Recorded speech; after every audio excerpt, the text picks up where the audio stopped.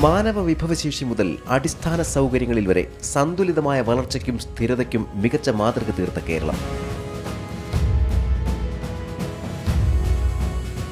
സ്വിറ്റ്സർലൻഡിലെ ദാവോസിൽ നടക്കുന്ന ലോക സാമ്പത്തിക ഉച്ചകോടിയിൽ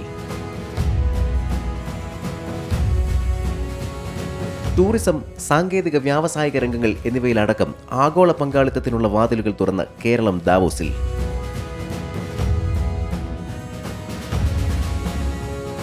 ലോകവേദിയിൽ കേരളം ചുവടുവയ്ക്കുന്നു. World economic forum 2026.